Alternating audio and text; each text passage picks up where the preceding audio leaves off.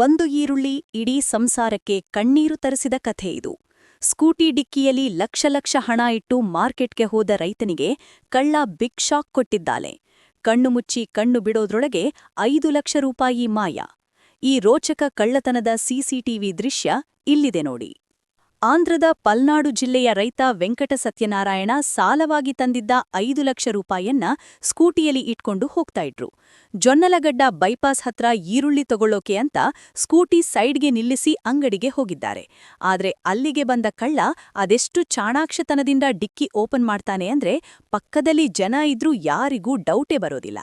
ಹಣದ ಬ್ಯಾಗ್ ಎಗರ್ಸಿ ಅಲ್ಲಿಂದ ಜಾಗ ಖಾಲಿ ಮಾಡಿದ್ದಾನೆ. ರೈತ ಅಂಗಡಿಯಿಂದ ಹೊರಬಂದು ನೋಡಿದ್ರೆ ಸಾಲ ತಂದಿದ್ದ ಹಣವೇ ಇಲ್ಲಿಲ್ಲ. ಗಾಬರಿಯಾದ ರೈತ ತಕ್ಷಣ ಪೊಲೀಸರಿಗೆ ದೂರು ನೀಡಿದ್ದಾರೆ. ಸದ್ಯ ಪೊಲೀಸರು ಸಿಸಿಟಿವಿ ದೃಶ್ಯಗಳನ್ನ ಜಾಲಾಡ್ತಾ ಇದ್ದು ಕಳ್ಳನ ಪತ್ತೆಗೆ ಸ್ಕೆಚ್ ಹಾಕಿದ್ದಾರೆ. ಕಷ್ಟಪಟ್ಟು ಸಾಲ ತಂದಿದ್ದ ಹಣವನ್ನ ಕಳೆದುಕೊಂಡ ರೈತ ಈಗ ಬೀದಿಗೆ ಬಿದ್ದಂತಾಗಿದ್ದು ನ್ಯಾಯಕ್ಕಾಗಿ ಕಾಯ್ತಿದ್ದಾರೆ. ವಾಹನಗಳ ಡಿಕ್ಕಿಯಲ್ಲಿ ಹಣ ಇಟ್ಟು ಹೋಗೋದು ಎಷ್ಟು ಅಪಾಯಕಾರಿ ಅನ್ನೋದಕ್ಕೆ ಈ ಘಟನೆಯೇ ಸಾಕ್ಷಿ. ಈ ಬಗ್ಗೆ ನಿಮ್ಮ ಅಭಿಪ್ರಾಯ ಏನು? ಕಮೆಂಟ್ ಮಾಡಿ ತಿಳಿಸಿ. ಕ್ರೈಮ್ ಸುದ್ದಿಗಳಿಗಾಗಿ ನಮ್ಮ ಚಾನೆಲ್ ಸಬ್ಸ್ಕ್ರೈಬ್ ಮಾಡಿ. ಧನ್ಯವಾದ.